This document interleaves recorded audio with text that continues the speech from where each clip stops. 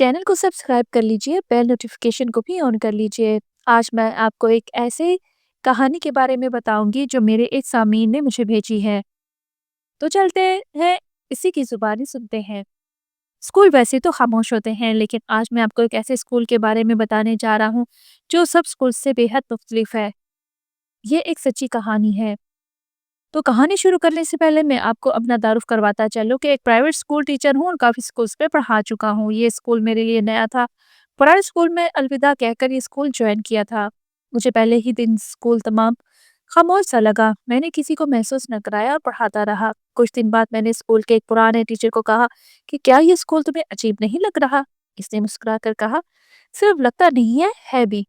इसने फिर मुझे जो वाक़या सुनाया वो मैं आपको सुनाने जा रहा हूँ। ये स्कूल एक तमाम खूबसूरत स्कूल था जो कि नर्सरी से लेकर 8वीं जमात तक था। इसमें 10 कमरे, एक ऑफिस और एक कंप्यूटर लैब था जहाँ पर स्टूडेंट्स को कंप्यूटर की तालीम दी जाती थी।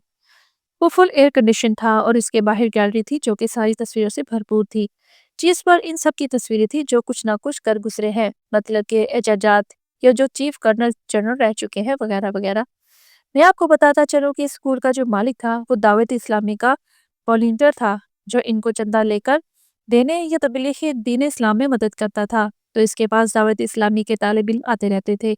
एक मरतबा इनके पास एक तालिब इल्म तबलीग के हवाले से आया जिसको वापस जाने में देर हो गई।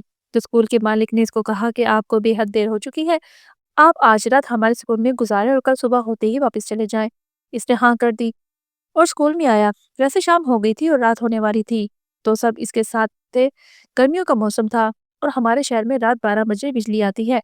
तो सब इसमें इंतज़ार करते करते बैठे रहे कि बिजली आ जाए तो हम घर जाएं और तालिब इल्म को स्कूल में एसी चलवा कर दें और फिर हम सब घर जाएं। 12 बजे तक तो वो सब इसके साथ थे, लेकिन जैसे वो गए इसने देखा हम इस तालिब इल्म को रात के 12 बजे इसको खाना खिलाकर और बिस्तर वगैरह देकर इस वीरान स्कूल में अकेला छोड़कर चले गए।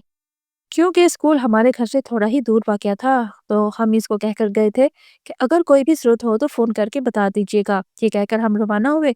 जैसे हम रवाना हुए स्कूल आए तो क्या देखा, वो तालिब इल्म इस कमरे के कोने में दर्द से थर-थर काँप रहा था। हमने हालात मालूम किए तो इसने बताया, जैसे ही आप स्कूल से गए तो मैंने सोने का सोचा, क्योंकि मुझे फजर को उठना था, तो मैंने जल्दी सोने का प्रोग्राम बनाया। लेकिन मैं जैसे ही सोने के लिए बिस्तर पर लेटा तो स्कूल का बाहर वाला मेन गेट खुल खटका। मैंने सोचा आप आए हैं। फिर से मैं दरवाजे पर गया। जैसे ही मैंने दरवाज़ा खोला और देखा वहाँ कोई भी नहीं था। मैं थोड़ा घबराया, लेकिन फिर दिल में ख़्याल आया कि वहम होगा। मैं फिर अंदर कमरे में आया और अंदर वाला दरवाज़ा बंद करके सोने लगा।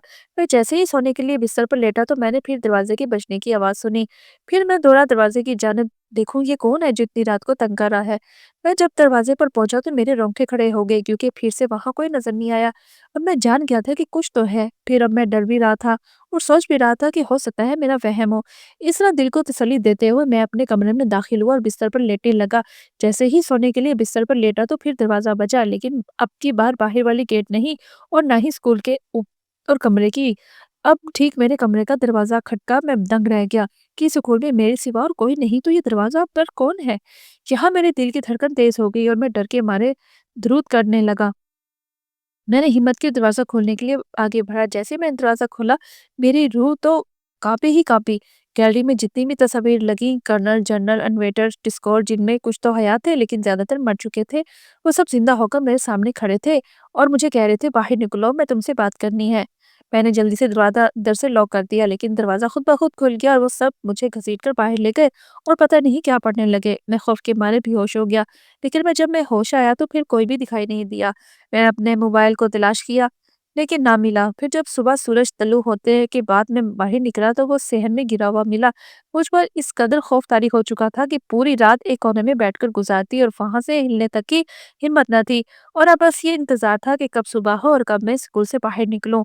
इसके बाद कभी किसी को स्कूल में रात को अकेला न रहने दिया।